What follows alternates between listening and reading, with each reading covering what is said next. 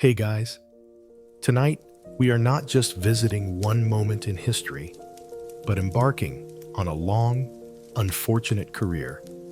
We're going to be exploring the reigns of some of the absolute worst leaders the medieval world had to offer.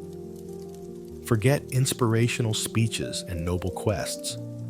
We're diving into a world of incompetence, cruelty, and sheer baffling madness from the people in charge. You'll be taking on the role of a long-suffering courtier, cursed to serve one terrible boss after another. And let's be honest, your chances of surviving this career path with your head and your sanity still intact are probably not great. There's no HR department to file a complaint with when your king thinks he's made of glass. So, before you get comfortable, take a moment to like the video and subscribe, but only if you genuinely enjoy what I do here. It helps the channel find other people like you who enjoy drifting off to the managerial nightmares of the past. Go ahead and drop your location and local time in the comments below. It's always fascinating to see where everyone is listening from. Now, dim the lights.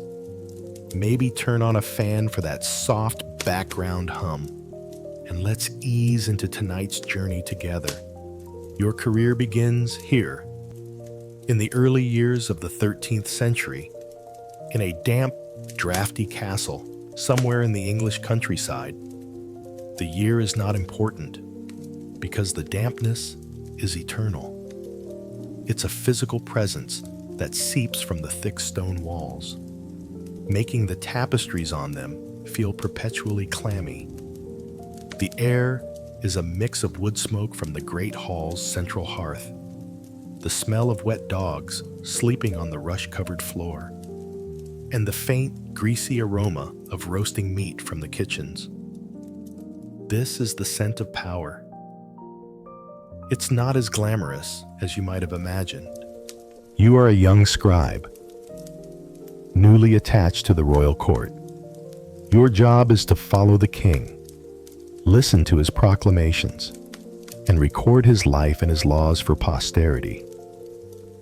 You sit at a rickety wooden desk in a small alcove, your fingers perpetually stained with oak gall ink, a quill pen feeling more like a natural extension of your hand than a tool. Your world is one of parchment, wax seals, and the low, constant murmur of a court at work. You are an observer, a recorder, a ghost in the machine of government. In the center of that machine, the sun around which your dreary world orbits, is King John.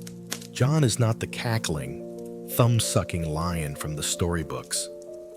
The reality is both more mundane and more complicated. He is your boss.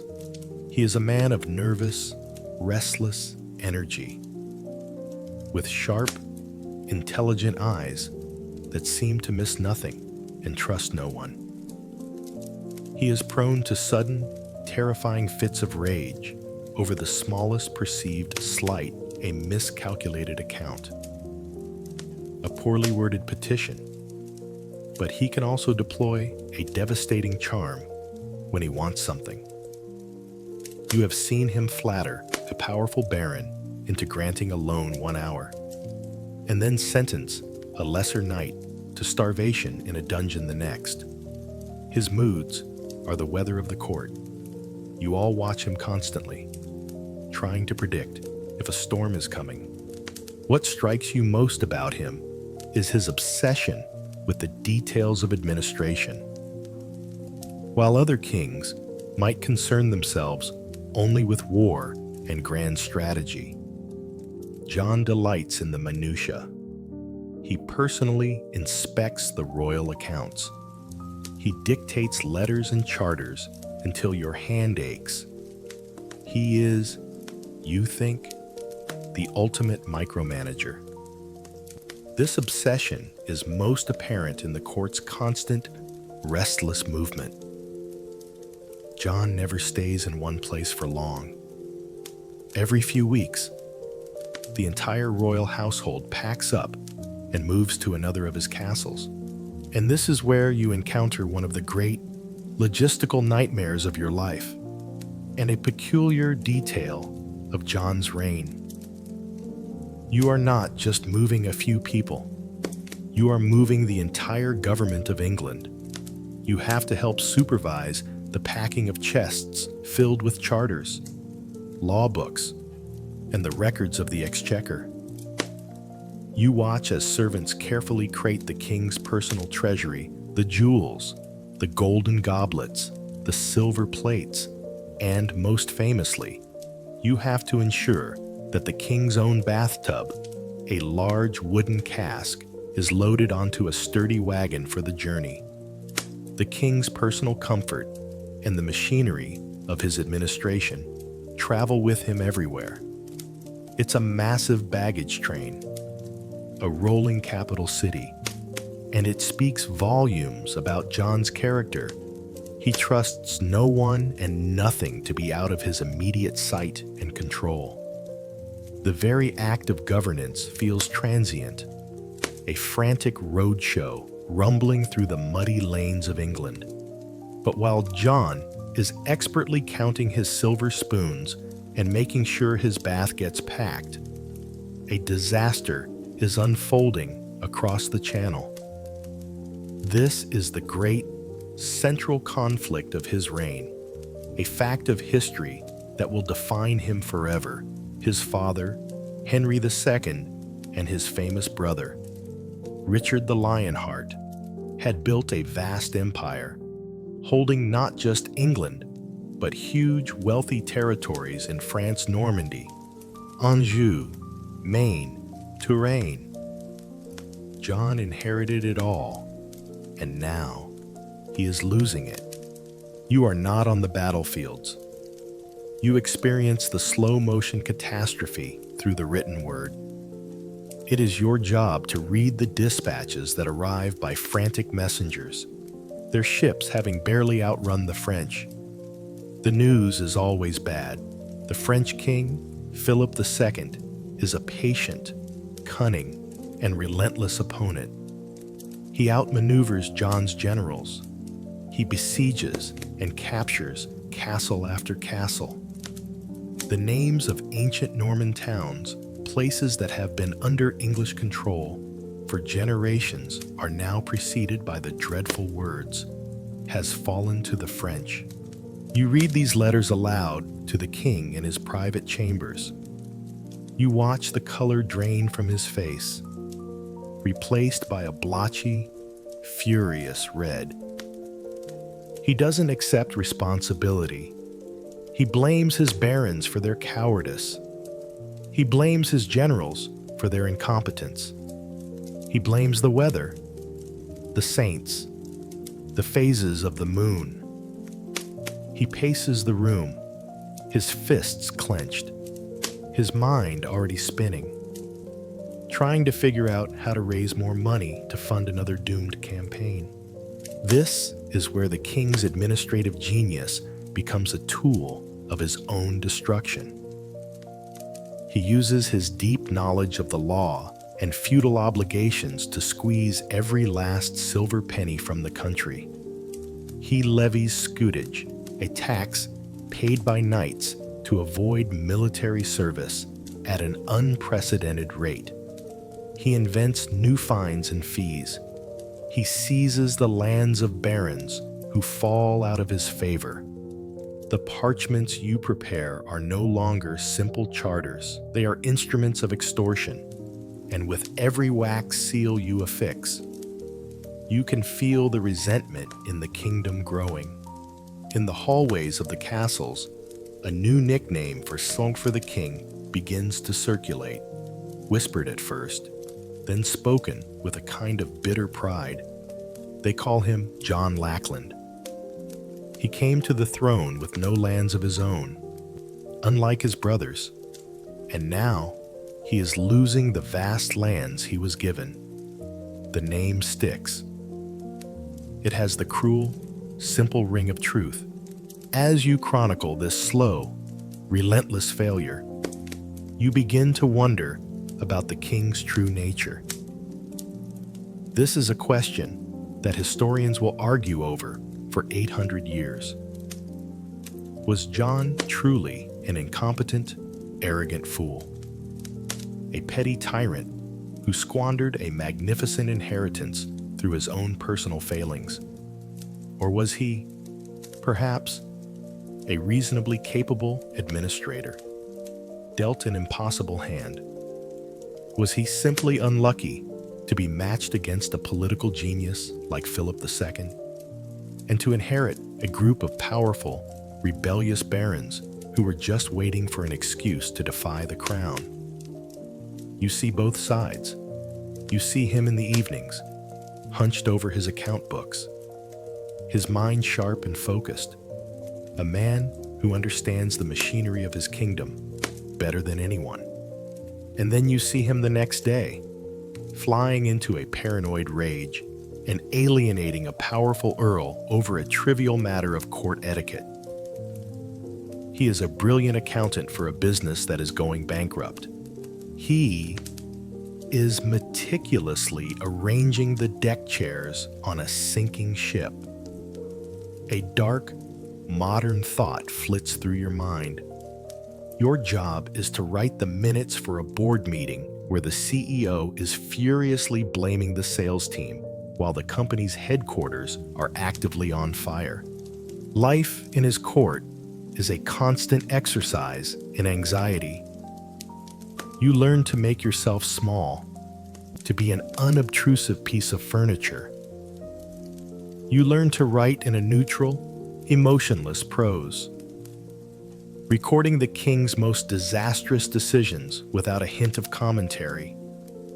You learn to read the subtle shifts in your fellow courtiers' moods, to know who is in favor and who is on the verge of ruin. The air is thick with plots and whispers. Everyone is watching everyone else, trying to calculate the best way to survive the king's volatile temperament. It's a miserable, soul-crushing existence, and you are only at the very beginning of your long and cursed career.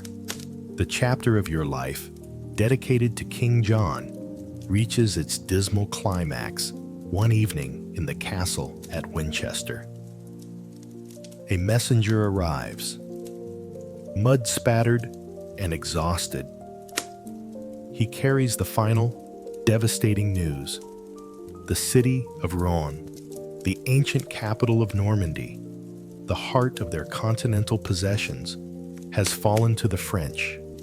The war is lost. The empire is gone.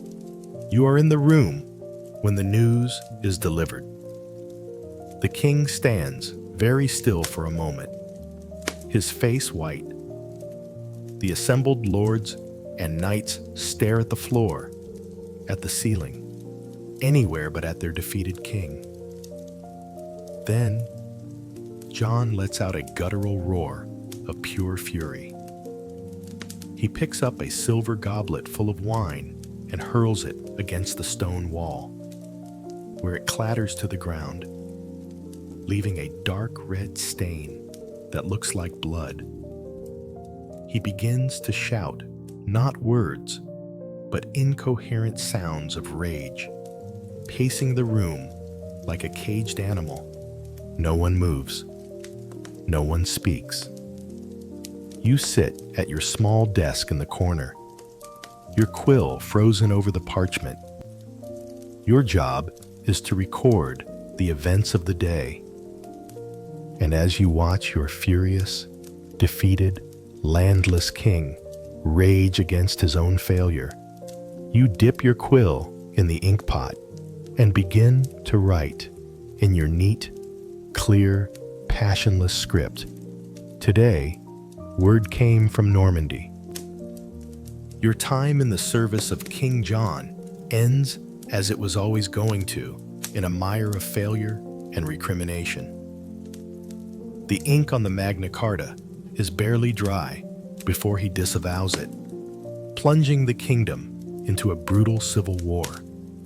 He dies, not in a blaze of glory, but from dysentery in a dreary castle. His kingdom in tatters.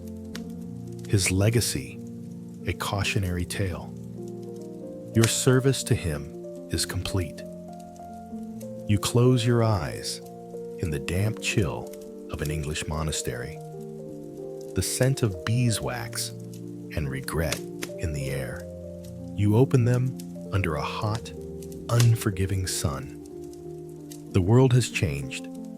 The timeline of your unfortunate career has snapped, tossing you backwards over 300 years into a different kind of decay. You are in Rome. In the year 897, the language is different, a vulgar form of Latin that grates on the ear. But your role, somehow, remains the same. You are a scribe, a chronicler, your soul seemingly cursed to witness and record the follies of powerful men. This is not the majestic Rome of the Caesars you read about in dusty scrolls. That Rome is a half-buried corpse. You walk through streets where glorious marble forums have become cow pastures, and the Colosseum is a makeshift fortress for a petty noble family. The air is thick with the smell of dust, cheap wine, and a simmering, violent tension. 9th century Rome is a snake pit of rival aristocratic factions, and the grandest prize they all fight for is the throne of St. Peter itself. The papacy is not a holy office, it's a political trophy, and its occupant is often little more than a puppet for the most powerful family of the moment. Your new master is Pope Stephen VI, and his strings are being pulled, quite openly, by the powerful Duke of Spoleto. You are given a small, stiflingly hot room in the Lateran Palace, the official papal residence. Once a place of grandeur, it now feels like a fortified barracks, teeming with armed men loyal to the Spoletan faction. Your job is to draft letters and record the proceedings of the papal court. At first, it seems like a lateral move from your time with King John. The politics are petty, the finances are a mess, and the man in charge is deeply insecure. But you soon realize that while King John's terribleness stemmed from arrogance and incompetence, the dysfunction here is rooted in something far stranger and more sinister. There are whispers in the corridors, furtive meetings in shadowy chapels. The mood is tense, angry.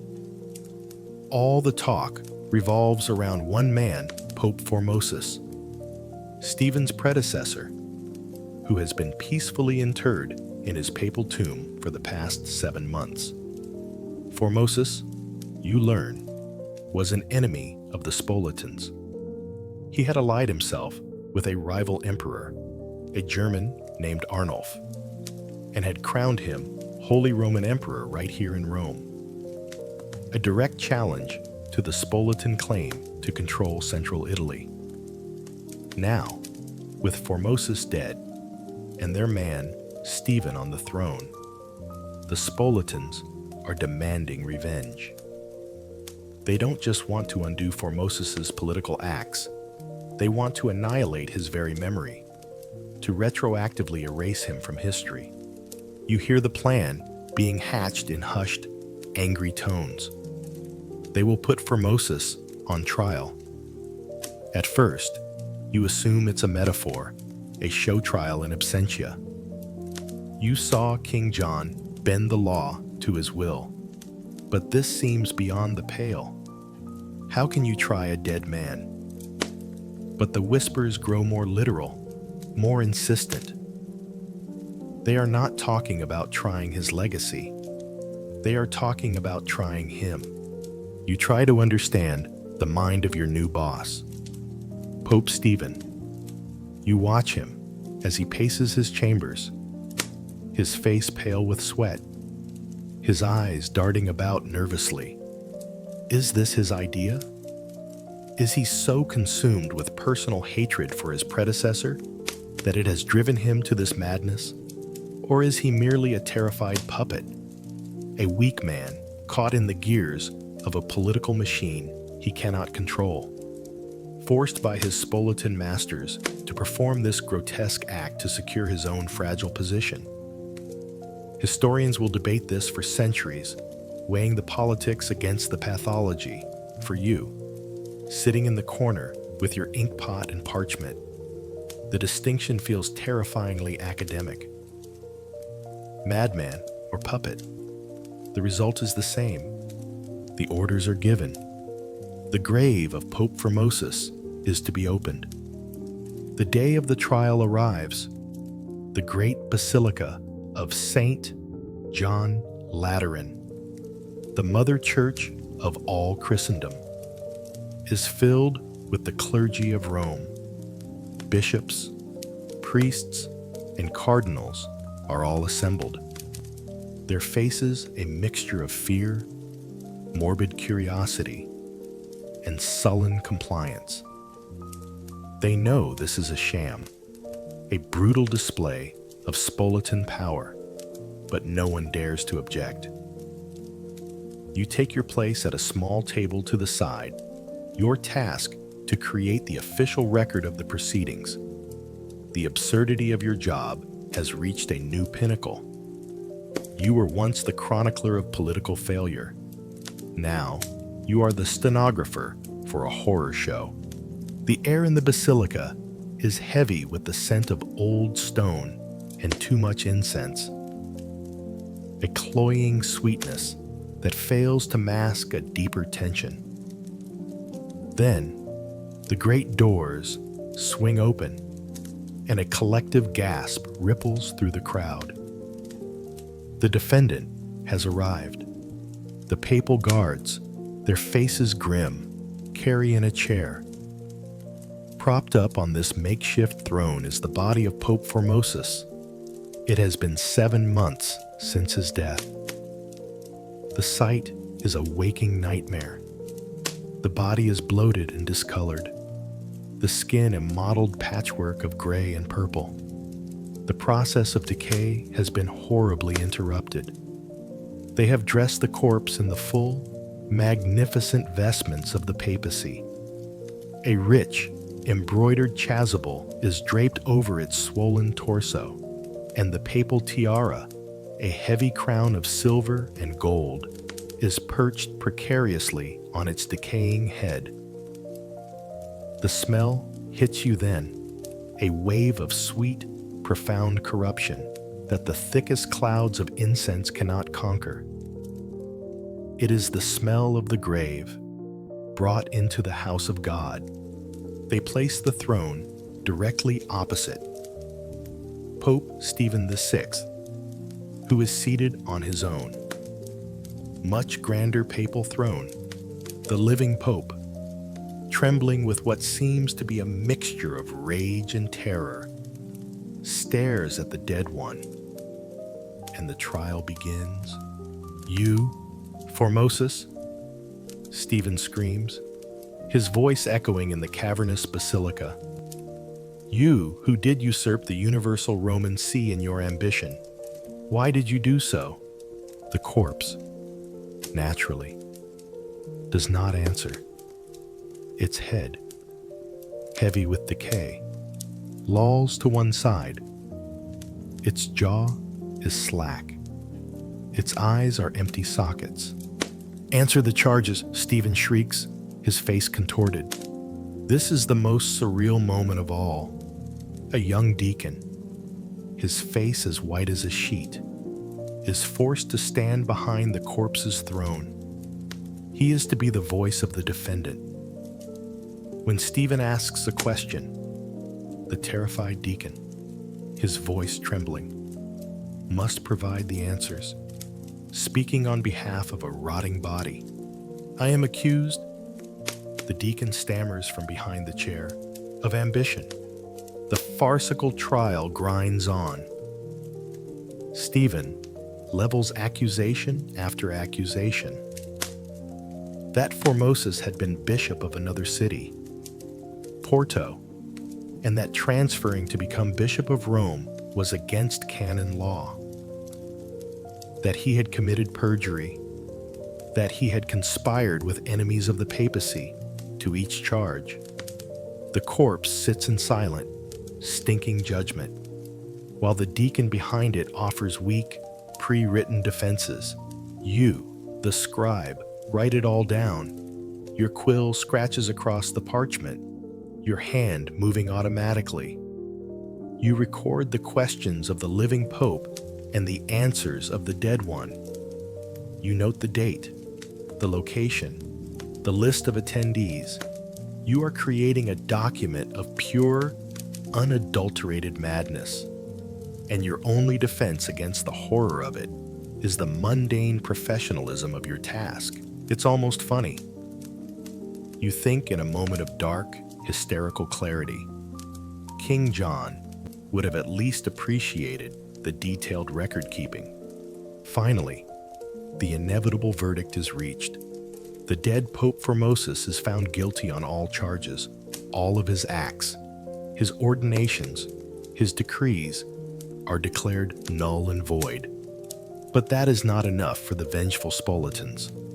The sentence must be carried out on the body itself. The papal guards approach the throne. They rip the silken vestments from the corpse, tearing the rich fabric. They pull the tiara from its head.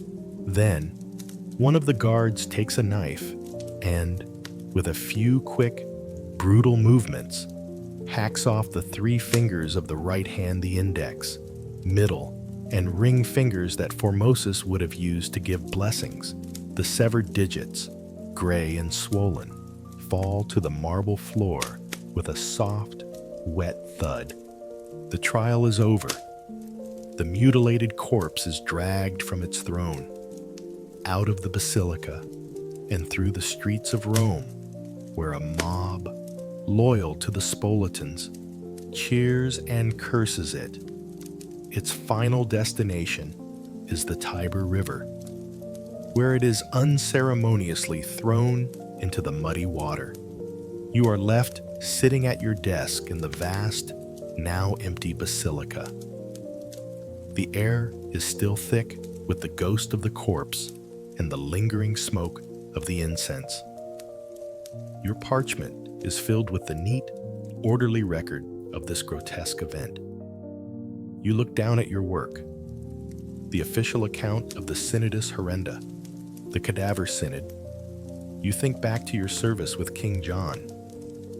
You thought watching a king lose a kingdom through sheer, stubborn incompetence was the lowest point a courtier could experience. You see now that you were a naive fool. There are strata of terrible leadership you had never conceived of. The dull agony of administrative failure has been shockingly replaced by the sharp, surreal horror of sacrilegious madness. Your cursed career, you realize with a cold certainty, has taken a very, very dark turn. The aftermath of the Cadaver Synod is as chaotic and bloody as the event itself. The people of Rome, horrified by the sacrilege and whipped into a frenzy by factions loyal to the dead Formosus, rise up in revolt. Pope Stephen VI, your master, is captured, thrown into a dungeon, and quietly strangled. You, having a well-developed sense of when a regime is about to collapse, decide that your work as a papal chronicler is finished. You discreetly burn your records of the trial, pack a small bag, and slip out of the city gates before the next wave of violence washes over the Lateran. Your service in Rome is over. Your cursed career as a scribe to the powerful and profoundly flawed continues. A journey that seems to ignore the normal passage of time. The dust of 9th century Rome barely settles on your robes before you find yourself breathing the cool, damp air of a northern city. 500 years have passed in the blink of an eye. You are in Paris, at the close of the 14th century. And, as always, you have found service in the court of a king. At first, this new posting feels like a blessing, a reprieve from your curse. The French court is the glittering center of Christendom. The knights are chivalrous, the ladies are elegant, and the fashion is exquisitely impractical. And the king, Charles VI, is known as Le Bien-Aimé, the Beloved. He is young, handsome, athletic, and by all accounts, a just and pious ruler. The halls of the Hôtel Saint-Paul, the royal residence in Paris, are filled with music and laughter, a world away from the grim paranoia of King John's court or the ghoulish horror of Pope Stephen's. For the first time in your long, strange career, you allow yourself to hope that you have finally found a competent leader to serve. You spend a few years in this pleasant state. Your duties consisting of drafting flowery diplomatic letters and recording the expenses for lavish tournaments. The king is a good man, beloved by his people and respected by his court. You think back to your previous masters. You thought King John's petty rages were the peak of royal unpredictability, and that Pope Stephen's macabre trial was the ultimate definition of insanity. But you are about to learn that there is another kind of terrible leadership, one born not of malice or ambition, but of sheer, tragic misfortune. The breaking of your king and your hope comes on a sweltering summer day in the year 1392. The court is on a military expedition, traveling through the dense forest of Le Mans. The heat is oppressive, the air thick and still. The king seems out of sorts, feverish and irritable. As the royal procession enters the forest, a man dressed in ragged white linen, a leper, darts out from the trees. He grabs the bridle of the king's horse, his eyes wild. "Ride no further, noble king," he cries. "You are betrayed." The guards quickly push the man away, and the procession continues. But a shadow has fallen over the party. The king is visibly shaken. An hour later, as you ride through a clearing, a young page, drowsy from the heat, lets a lance slip from his grasp. It clatters loudly against the steel helmet of the knight in front of him. The sharp, sudden sound is a key turning in a lock in the king's mind. His body goes rigid.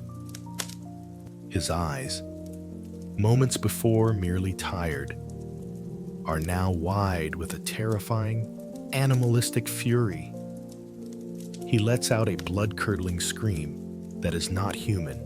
"Forward against the traitors," he shrieks. "They wish to deliver me to the enemy." He draws his sword and, his face a mask of madness, spurs his horse directly at his own men. The first to be struck is his own brother, Louis of Orleans, who barely manages to escape the blow. The royal retinue scatters in panic and confusion. This isn't the king. It's a demon wearing his face. Knights draw their own swords, not to fight back, but to defend themselves from their sovereign lord. The forest clearing becomes a scene of pure chaos. You watch in horror as the king, the beloved, cuts down 4 of his own loyal knights before his energy is spent. Finally, his chamberlain manages to sneak up behind him and wrestle him to the ground. He falls into a deep coma and is carried back to the castle on a litter, a sleeping monster. When he finally awakens weeks later, his body is healed, but his mind is forever broken. This is the beginning of the great tragedy of Charles VI.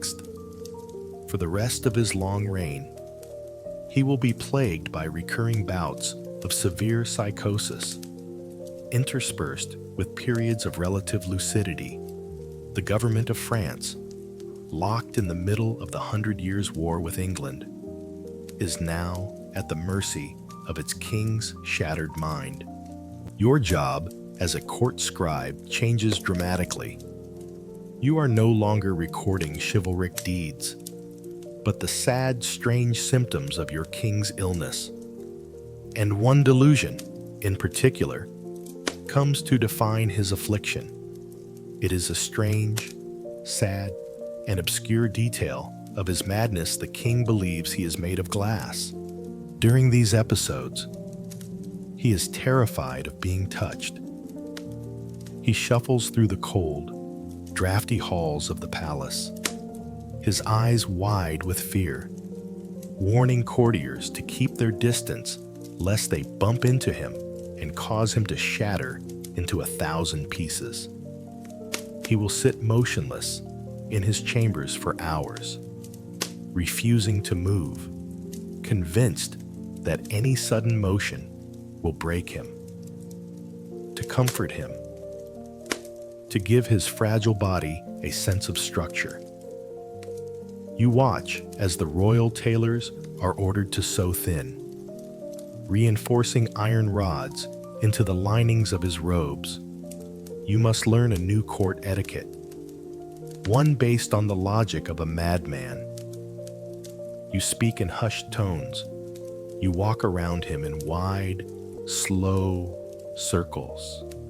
You pretend, along with everyone else, that it is perfectly normal for the King of France to be a delicate glass sculpture.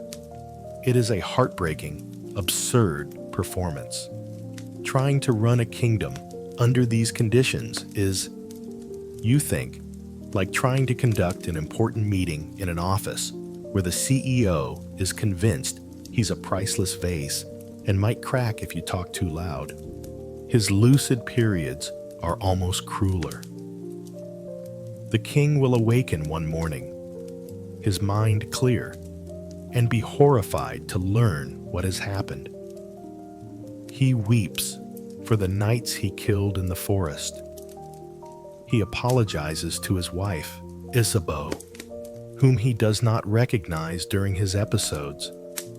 He tries desperately to govern, to make up for lost time, but the madness always returns.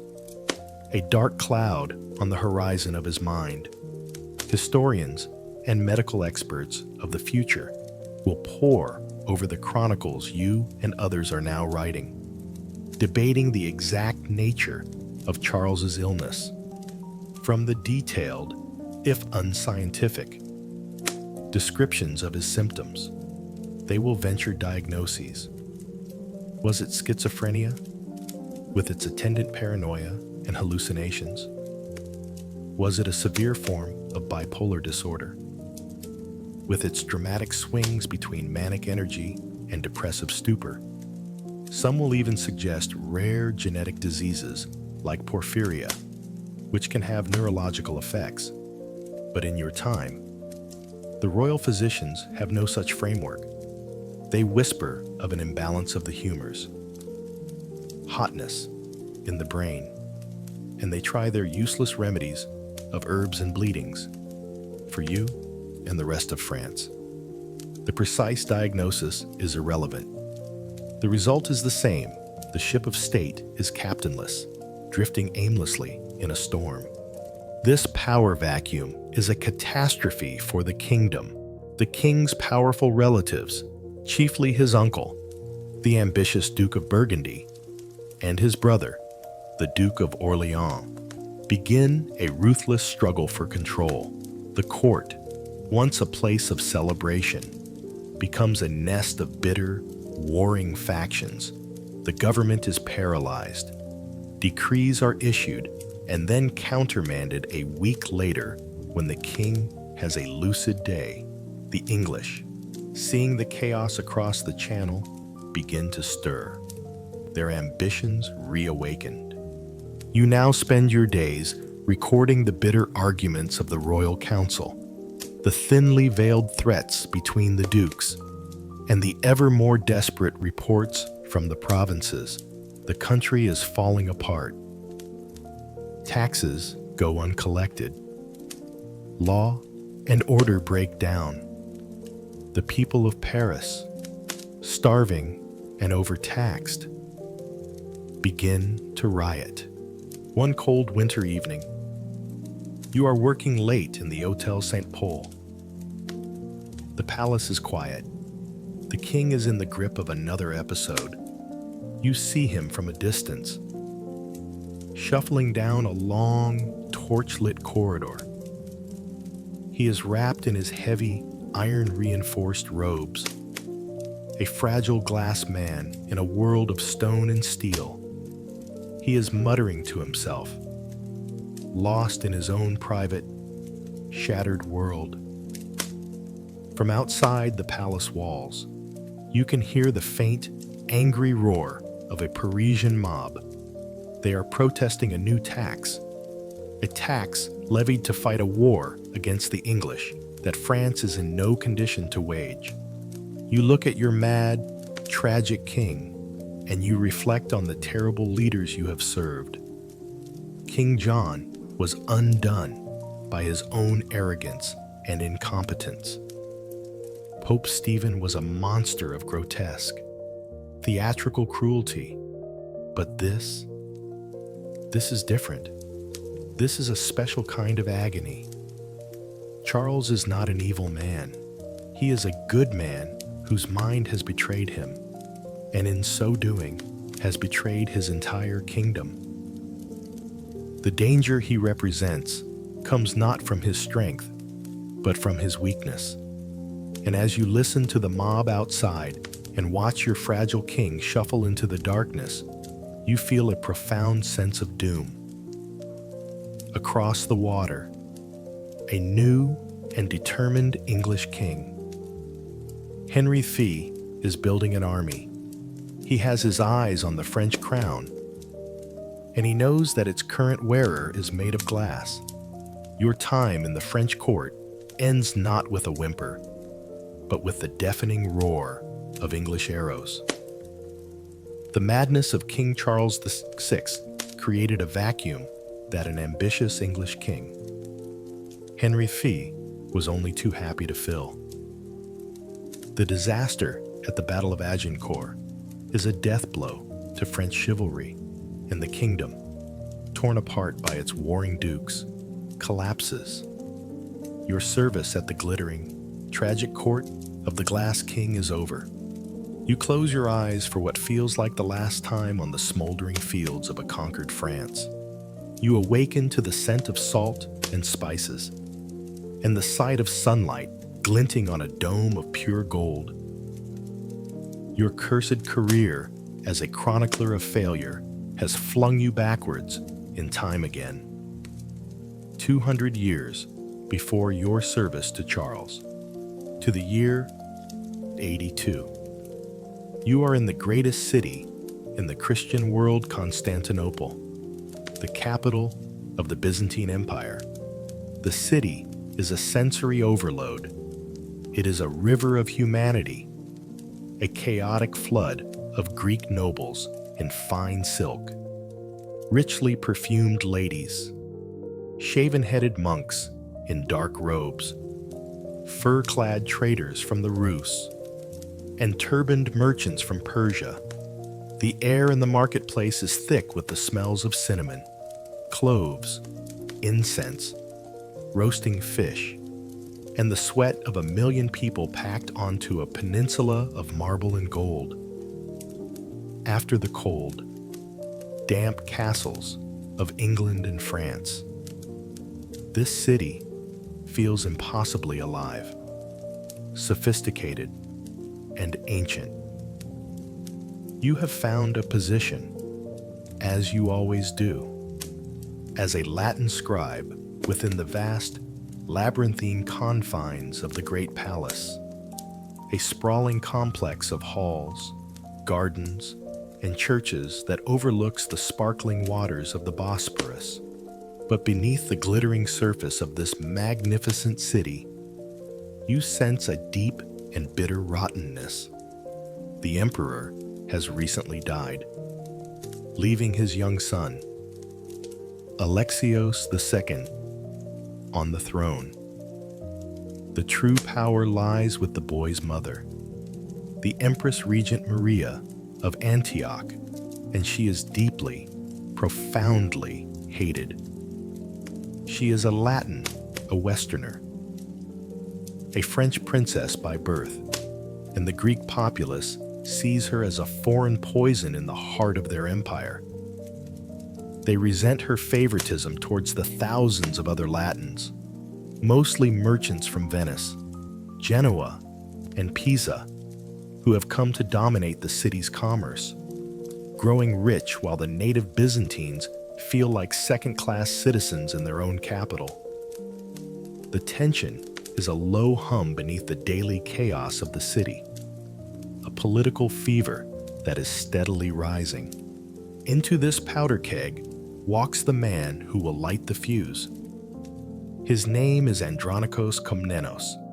He is a cousin of the late emperor, a man in his 60s who has spent most of his life in exile.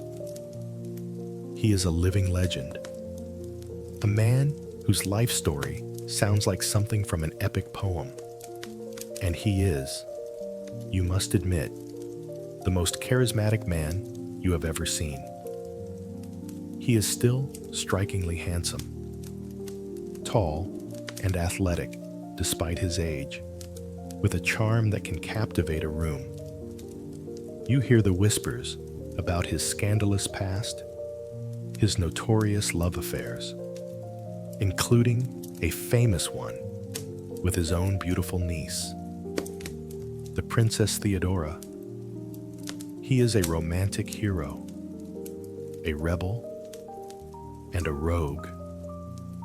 And now, he is presenting himself as the savior of the empire. From his exile, he begins to send messages to the city, proclaiming himself the champion of the Byzantine people. He promises to oust the hated Latin empress, to break the power of the corrupt aristocracy that supports her, and to restore the empire to its true Greek masters. His words are like sparks landing on dry tinder. The city begins to seethe with revolutionary fervor. You watch as factions form within the palace itself. You hear his name spoken in hushed, hopeful tones by the palace guards, and in angry, fearful whispers by the Empress's advisors. It is here that you encounter a familiar debate, one you have heard in different forms in every disastrous court you have served. You try to discern Andronikos's true motivations. Is he a genuine reformer? A patriot who, however ruthless, truly believes he is acting for the good of the empire? Does he honestly want to curb the power of a decadent elite and restore justice for the common man? Or is he simply a brilliant and power-hungry opportunist, a cynical demagogue who is using popular anger as a tool to seize the throne for himself? You, with the weary cynicism born of your long career, suspect the latter. You have learned that leaders who promise to burn everything down rarely know how to build anything from the ashes. In the spring of 1182, Andronikos makes his move. He marches his small army towards Constantinople. He doesn't need to fight his way in. The city is ready to welcome him as a liberator. The commander of the Byzantine navy defects to his side, the Empress, panicking, barricades herself and the young emperor in the palace. Andronikos's arrival just outside the city walls is the signal. The simmering hatred within the city explodes into a horrific wave of violence.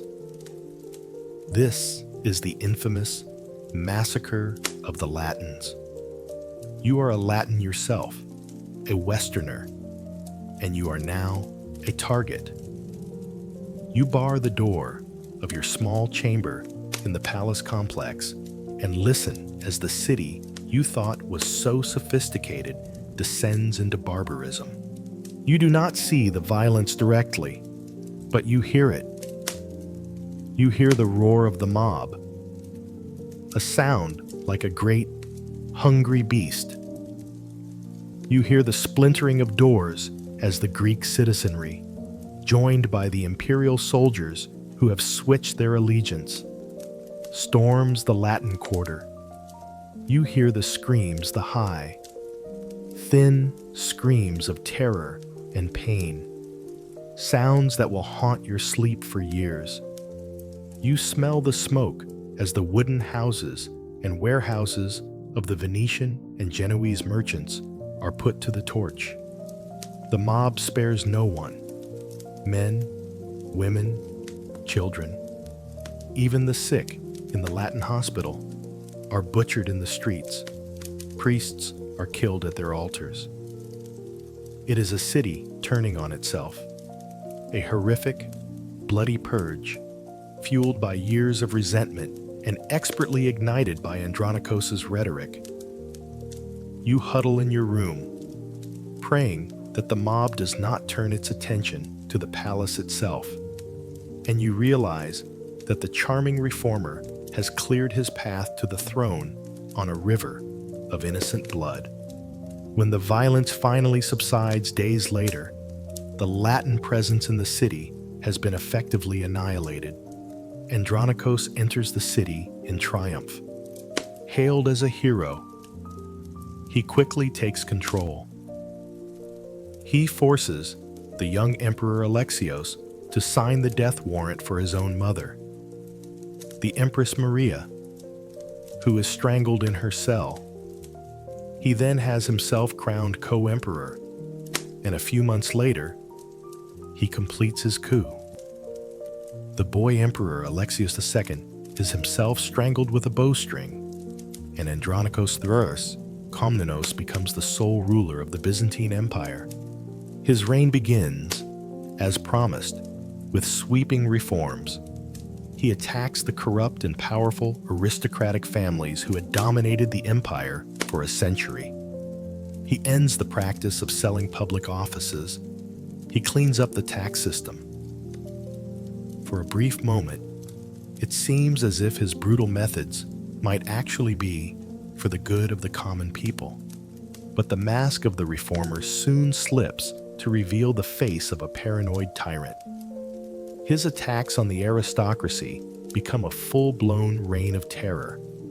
Anyone with a rival claim to the throne, anyone with wealth and influence, anyone he merely suspects of disloyalty is arrested. Their trials are mockeries of justice. Their punishments are horrific. Men are blinded, exiled, or executed on the flimsiest of pretexts. Their vast fortunes are confiscated and poured into the emperor's treasury. You now work in a court governed by terror. You've seen incompetence with King John of England. You've seen madness with Charles of France. You've even seen the grotesque theater of cruelty with Pope Stephen. But Andronikos is something new, and perhaps even more frightening. He is a monster who is sane, intelligent, and utterly convinced of his own righteousness. He is a man who uses the language of popular justice to excuse his own insatiable greed and paranoia. The charismatic hero has become a bloody tyrant, systematically destroying the very class of people needed to administer the empire, all while congratulating himself on his success. Your quill scratches across the parchment day after day, recording his decrees. You draft the orders that strip another ancient family of its lands. You record the official, falsified results of another treason trial. You are the bookkeeper for a butcher shop, and the red ink on your ledger looks more and more like blood. You look at the handsome, charming face of the old man on the throne, and you see a void. He has saved the people from the wolves, but only by becoming the most dangerous wolf of all. The reign of Andronikos ends as it was always destined to, in a spectacular explosion of violence. His tyranny, once celebrated by the mob, eventually turns on the mob itself. An attempt to arrest a popular aristocrat backfires, leading to a full-blown citywide riot. You watch from a high window in the great palace as the people of Constantinople, the same people who cheered his name when he massacred the Latins, hunt him through the streets. They capture him. And the final scene of his life is a public spectacle of unimaginable horror in the Hippodrome. The charming, ruthless monster is torn to pieces by the city he sought to master. It is a terrifying, gruesome end, but it brings you no satisfaction. Only the grim certainty that this glittering city is built on a bedrock of cruelty. It is time to leave.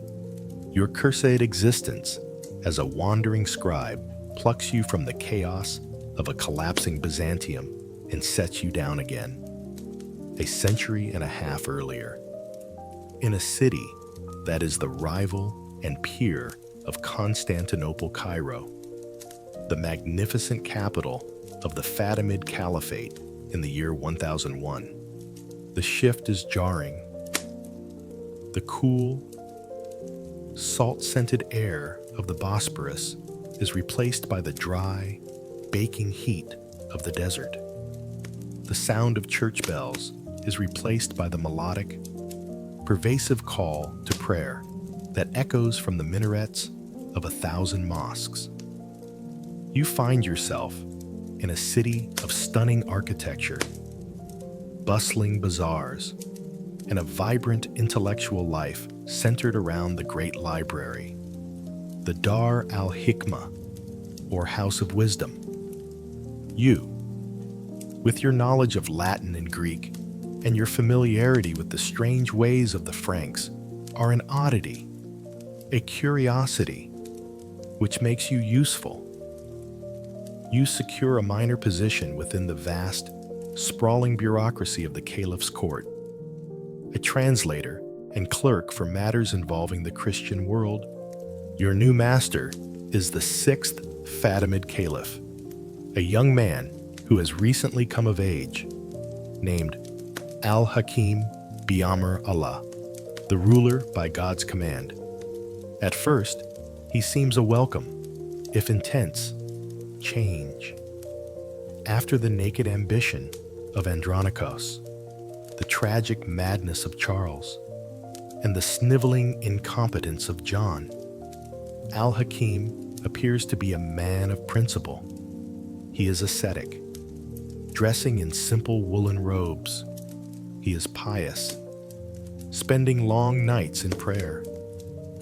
He seems intent on rooting out the corruption and lavish lifestyles of his own court officials. He is a reformer, you think, with a grim sense of foreboding. You have seen a reformer before, but the reforms of Al-Hakim are not the calculated political maneuvers of Andronikos. They are something else entirely. The strangeness begins slowly, a series of decrees that seem more eccentric than tyrannical. One day, a proclamation is issued from the palace, which you must help translate and disseminate. The cultivation, sale, and consumption of mulukia, a common leafy green vegetable, a staple food for the poor, is now forbidden. No reason is given. The city is baffled. Is it poisonous? Is it unholy?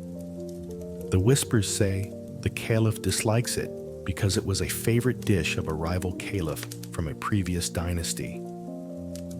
A few weeks later, another decree. Watercress is now illegal, then honey.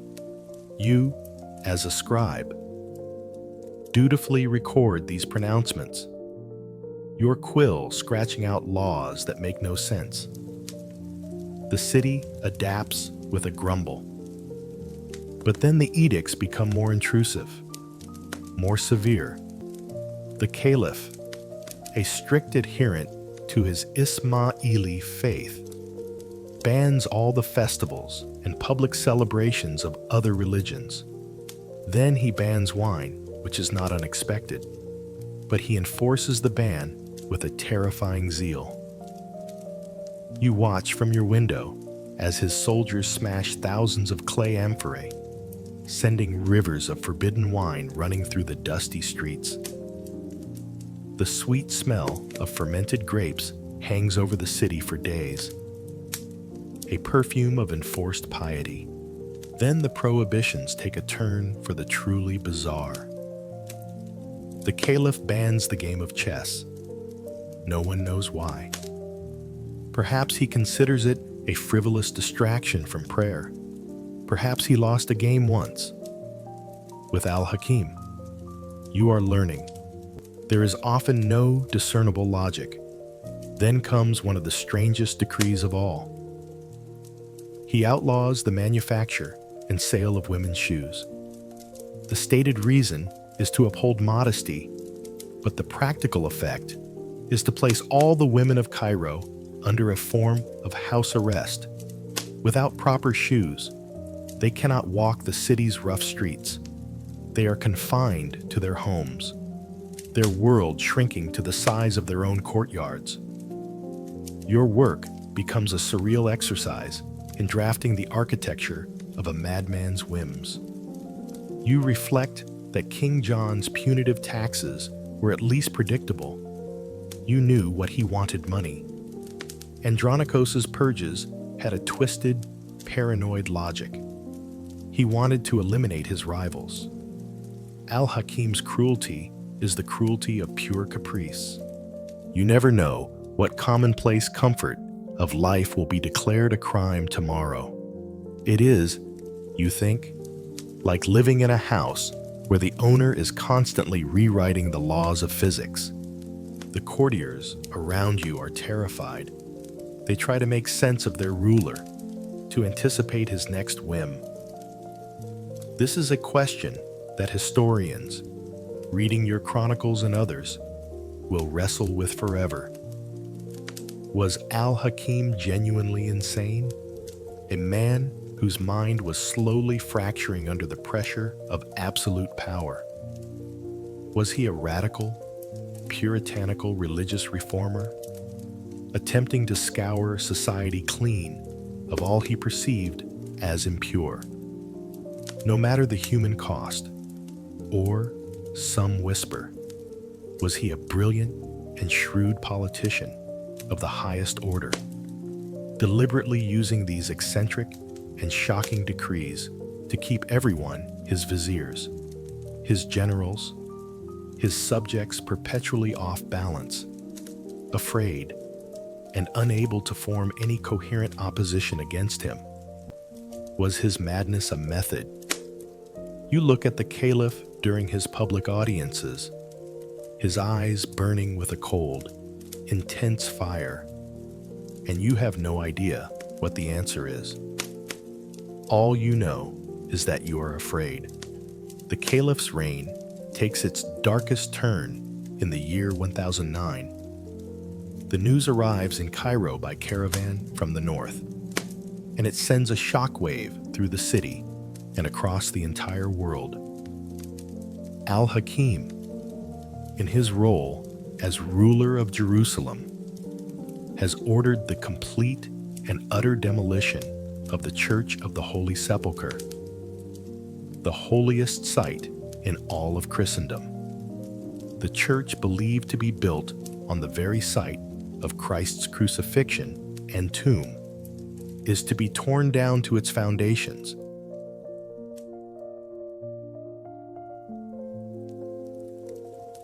Even in the caliph's own court, the decision is met with stunned disbelief. Many of his Muslim advisors are horrified, seeing it as a needlessly provocative act that will destabilize the region and invite the wrath of the Christian world, particularly the powerful Byzantine Empire. But the caliph is immovable.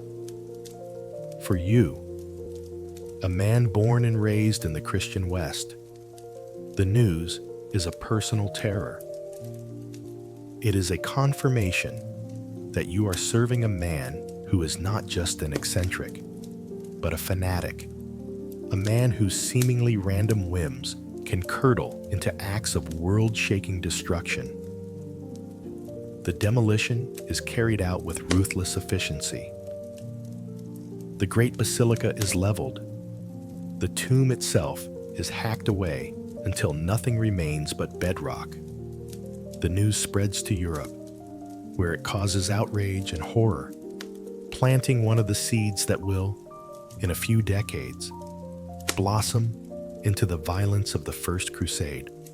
In the years that follow the destruction of the church, Al-Hakim's behavior grows even more erratic. He dresses in the simple, rough wool of the poorest ascetic. He takes to riding his donkey, alone and unarmed, for long, nocturnal journeys into the Mokattam hills that overlook Cairo.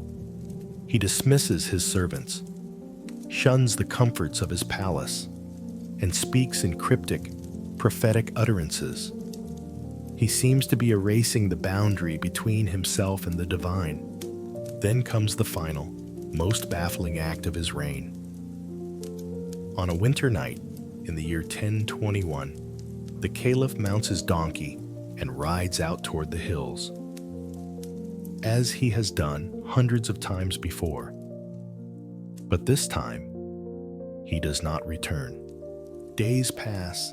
The court is in a state of suspended panic. Search parties are sent out. They find his donkey at the top of a hill. They find his robes, neatly folded, with the distinct marks of knife cuts upon them. But of the Caliph Al-Hakim bi-Amr Allah, there is no trace. He has simply vanished from the face of the earth. What happened to him? Was he murdered by one of his countless enemies? Did his own sister, tired of his madness, arrange his assassination? Or did he, in a final act of mystical transcendence, simply wander off into the desert to meet his God? As some of his most fervent followers would come to believe, no one knows. The mystery is never solved. You are left a scribe in a leaderless court, a city holding its breath. Your chronicle of the mad caliph ends not with a bloody execution or a pathetic death from disease, but with a blank page. You reflect on the gallery of terrible leaders you have served. This one, in his own way, was the most unsettling of all. He was not simply a failure or a tyrant who was eventually overthrown. He was a force of nature that, after years of bizarre and destructive storms, simply evaporated, leaving behind a legacy of pure, unanswered chaos. The disappearance of Caliph al-Hakim leaves a power vacuum in Cairo that is quickly filled with intrigue and blood. His powerful sister, Sit al-Mulk, seizes the regency, and a quiet purge of his inner circle begins. You, a foreign scribe who has drafted more than one bizarre and unpopular decree. Wisely decide that your time in the city of 1,000 minarets is at an end. You pack your few belongings and melt away into the confusion, leaving the mystery of the vanished caliph behind. Your cursed fate, it seems, has tired of the sun in the south. It flings you across an ocean of time, over 500 years into the future, and drops you into the heart of a young and fiercely different empire.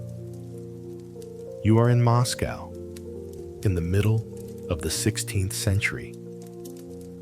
The air is so cold, it feels like a physical blow, a stark contrast to the eternal warmth of Cairo.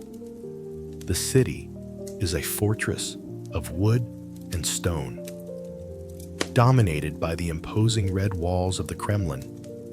The elegant spires of minarets are replaced by the unique, brightly colored onion domes of Orthodox cathedrals.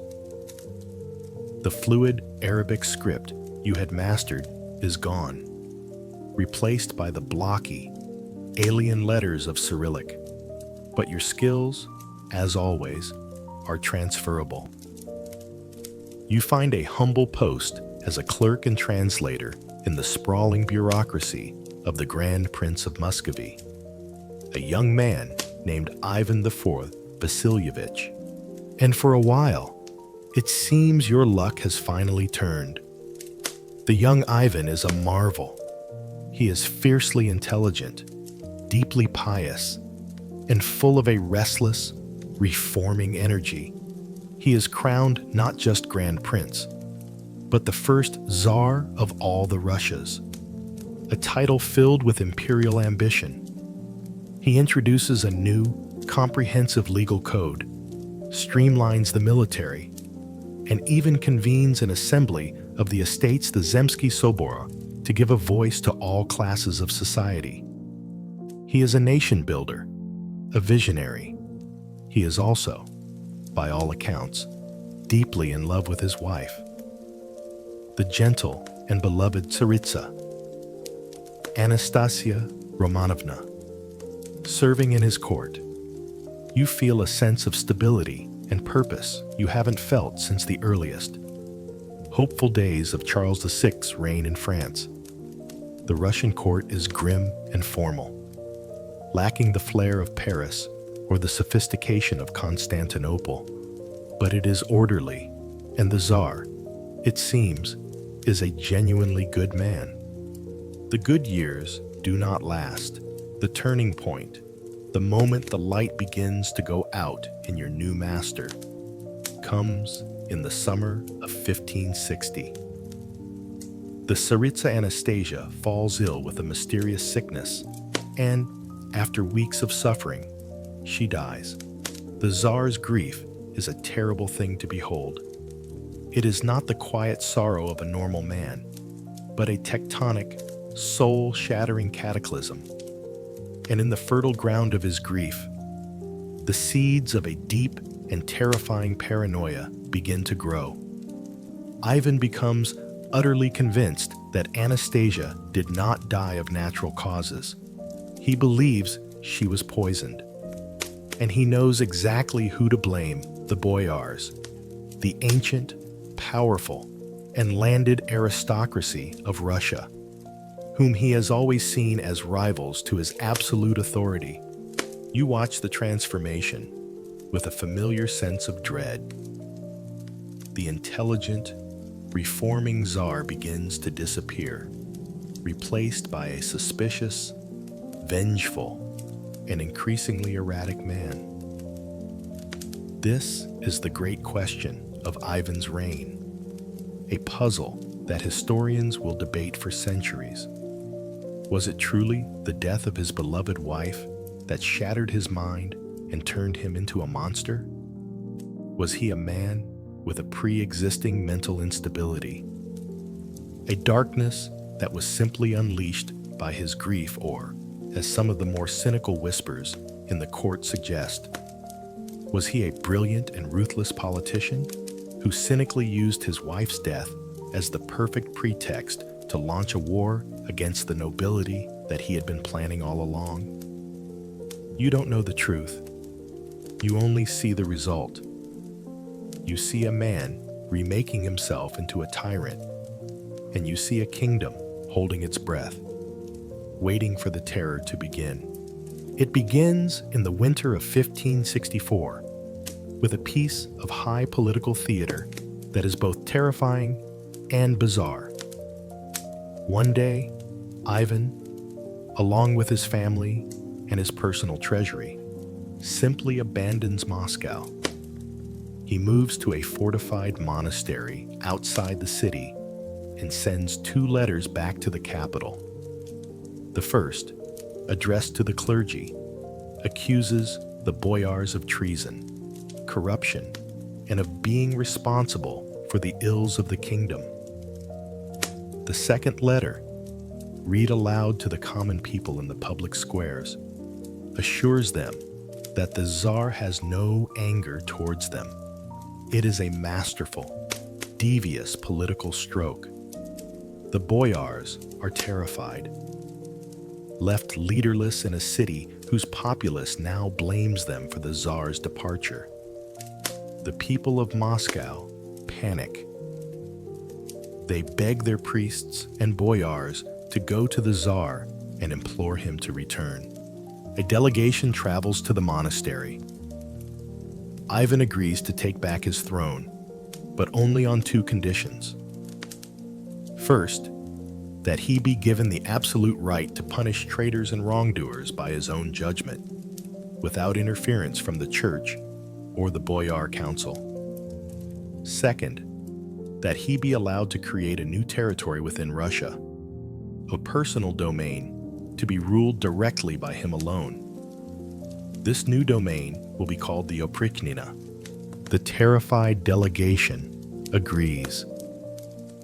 And with this, Ivan the Terrible is truly born. He carves his kingdom in 2. The old realm, the Zemshchina, is left to be managed by the boyar councils. The Oprichnina, which includes some of the richest and most important lands, becomes his personal fiefdom, a state within a state. And to police this new territory, he creates a new kind of brotherhood, a private army, a secret police. They are the Oprichniki. The first time you see them ride through the streets of Moscow, a chill that has nothing to do with the Russian winter runs down your spine. They are a terrifying sight. A corps of 1,000 men, dressed entirely in black, like a grim monastic order of death. They ride powerful black horses, and from their saddles, they hang their gruesome emblem, a severed dog's head and a broom. The meaning is clear and terrifying to all who see it. They are the dogs of the Tsar, loyal only to him, here to sniff out treason and to sweep it from the land of Russia. The Oprichnina becomes a reign of terror. The Oprichniki are a law unto themselves. They ride through the land, seizing the estates of boyars deemed to be traitors, which is to say, any boyar whose land the Tsar covets. The stories that trickle back to Moscow are nightmares.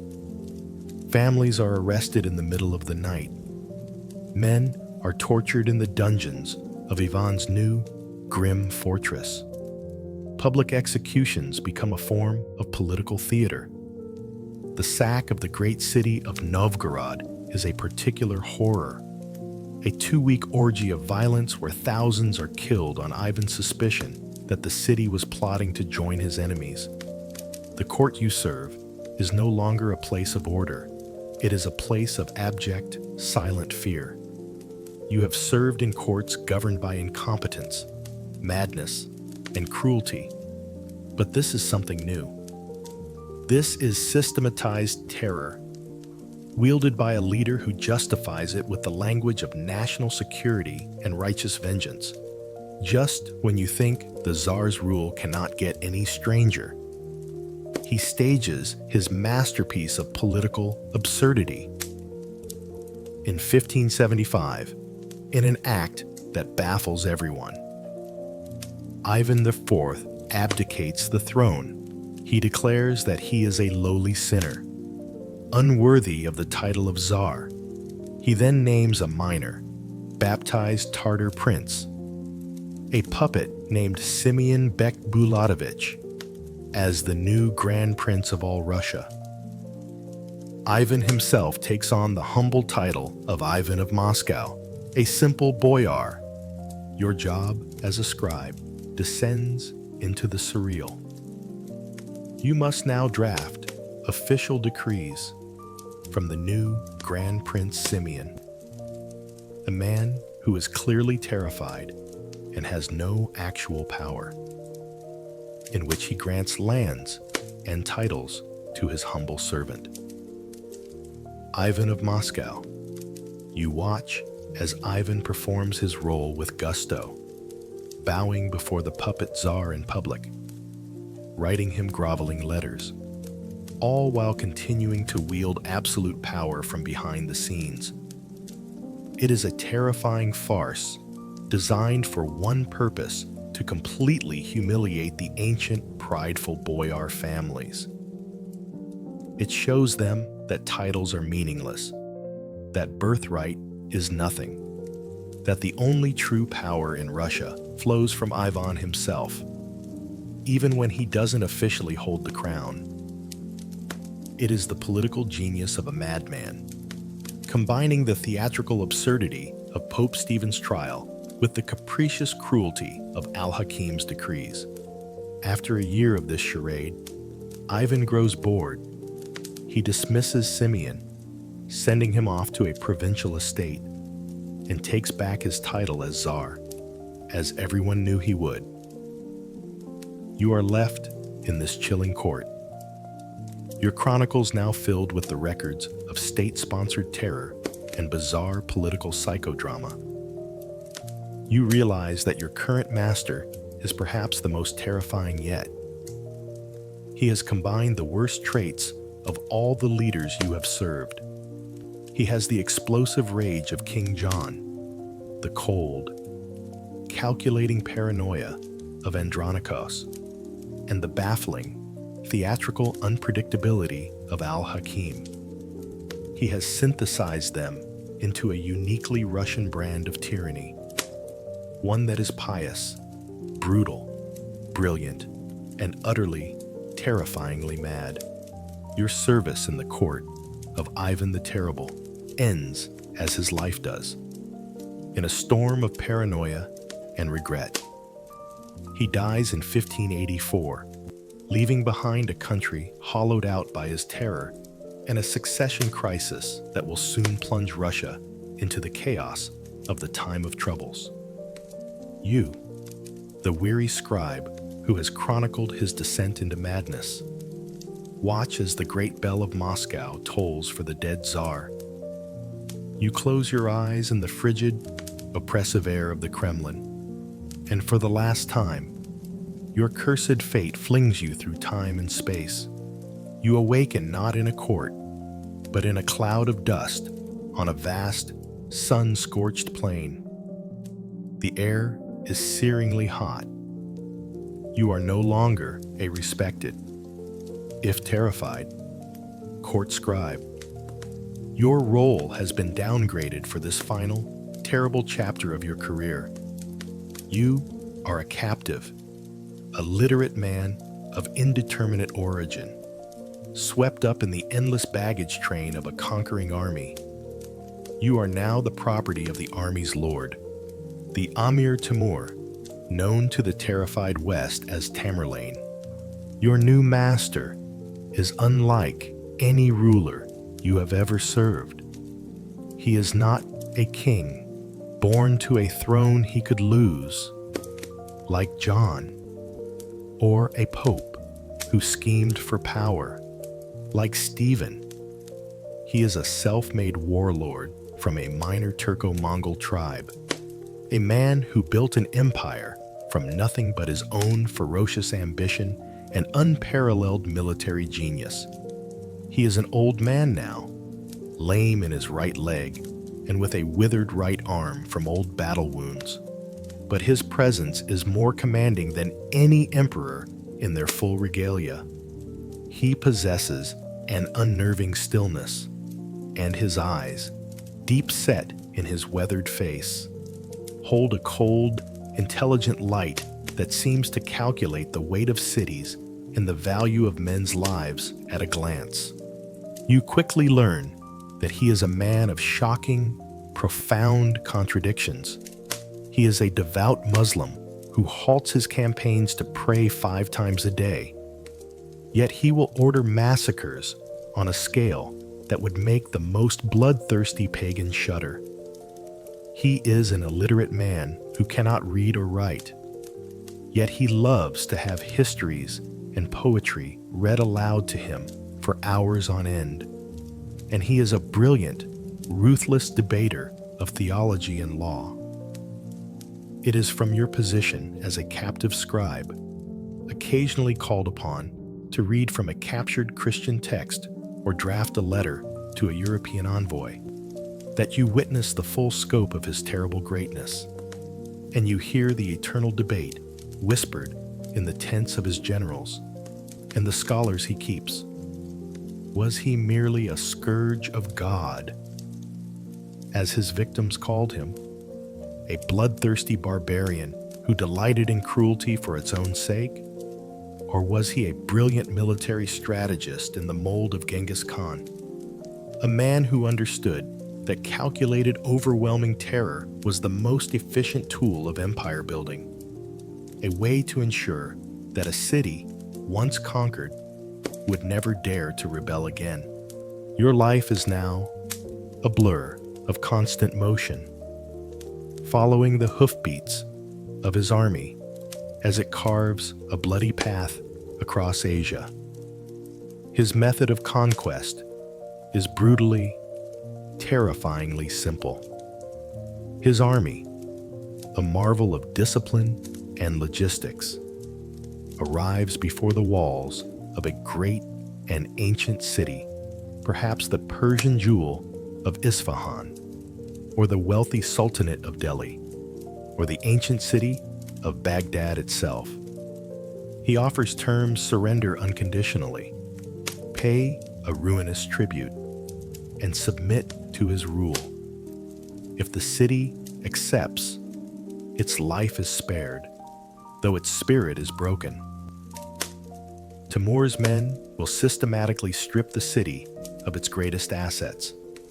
The most skilled artisans, the tile makers, the weavers, the architects, the metal workers are rounded up, chained together, and sent on a long march back to Timur's capital, Samarkand. The scholars and artists are taken to adorn his court. The city is left a hollowed-out shell, its wealth and its future stolen. But God help any city that dares to resist. You are not there for the sacks themselves. You are kept with the baggage train miles away.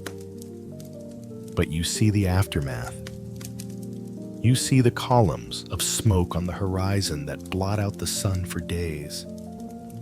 You see the soldiers returning to camp, their swords stained, their eyes empty, laden with plunder. And you hear the stories, the chilling, administrative reports of the horrors that have been inflicted. This is where you learn of Timur's infamous trademark, the practice that sets him apart from all the other terrible leaders you have known: the pyramids of skulls. After the city of Isfahan resists and kills his tax collectors, Timur sacks the city with a fury that is almost biblical. When the slaughter is over, he gives a simple, chilling order to his commanders. Every soldier in his army is to bring him at least one head from the slain populace. The soldiers dutifully comply. Outside the ruined walls of Isfahan, under the hot Persian sun, they begin to build. You hear the accounts from a terrified merchant who survived. They were not just piles of heads. They were structures, architectural monuments of horror. Niches were built into towers, and the heads were set in them, facing outward, their dead eyes staring out over the devastation. More than 28 towers were built, constructed from an estimated 70,000 human skulls. It is the work of a supremely organized madness, a message of terror written in bone and blood, a warning to any other city that might contemplate defiance. This is a new kind of terror for you. King John's cruelty was petty and personal. Pope Stephen's was bizarre and sacrilegious. The madness of Charles was tragic. The purges of Andronikos and Ivan were acts of political paranoia. But this is something else. This is cruelty as mathematics. It is terror on an industrial scale. It is the cold, logistical calculation of a conqueror for whom human life is simply a resource to be expended or a building material to be used. The ultimate paradox of your new master is revealed to you when the army finally returns from a campaign to his capital city, Samarkand. After witnessing the smoke-blackened ruins of sacked cities and hearing the tales of his skull towers, you expect his capital to be a grim, gray fortress. Instead, what you see takes your breath away. Samarkand is a glittering jewel in the desert, perhaps the most beautiful city you have ever seen. The great public square, the Registan, is flanked by immense madrasas, their soaring arches and massive domes covered in a breathtaking skin of intricate azure blue and turquoise tilework. The Bibi Kanim Mosque, built by Timur to honor his favorite wife, is one of the largest and most magnificent in the Islamic world.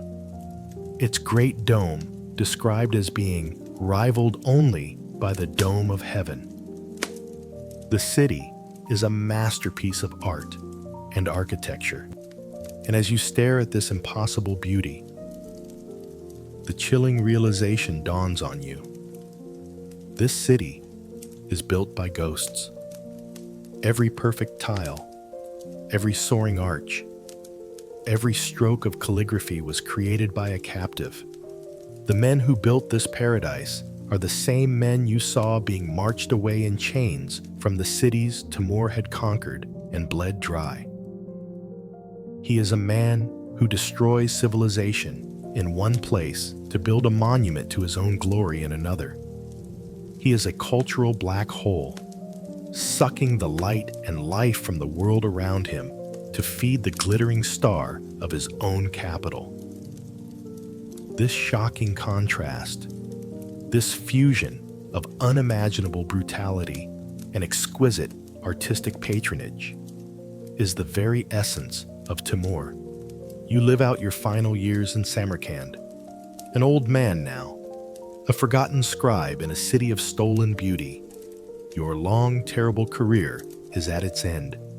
You have seen it all. You served King John, the incompetent failure who lost an empire. You served Pope Stephen, the ghastly fanatic who tried a corpse. You served King Charles, the tragic madman who broke a kingdom. You served Andronikos, the charming tyrant who bled his people. You served Al-Hakim, the capricious prophet who simply vanished. You served Ivan the Terrible, the paranoid terrorist who turned cruelty into theater. But Timur is the culmination of them all. He is the final, terrible lesson. The others were terrible rulers of their kingdoms. Timur was a terrible force upon the world. His ambition was not to govern, but to conquer. His legacy was not a mismanaged state, but a trail of ruins stretching from India to Turkey. He is the apocalypse in human form. There is no greater scale of terrible leadership. There is nowhere else for your curse to send you. Your journey is over. You have witnessed the worst of them all. The sun sets over the turquoise domes of Samarkand, and you, the eternal scribe, finally put down your quill. The story is finished. Now, as the memory of those terrible kings and their dark, distant worlds begins to fade, you can feel the weight of your long journey lifting. The curse is broken. Your service is done.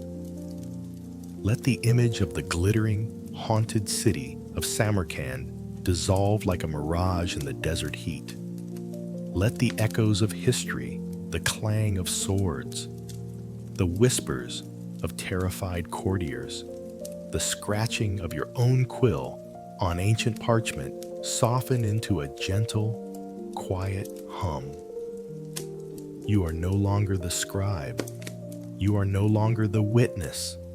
You are simply you, here, now, in the safety and comfort of your own quiet space. The stories are over. The work is finished. There is nothing left to do but to release the day, to let go of the tales of the past, and to allow your mind to grow still and calm.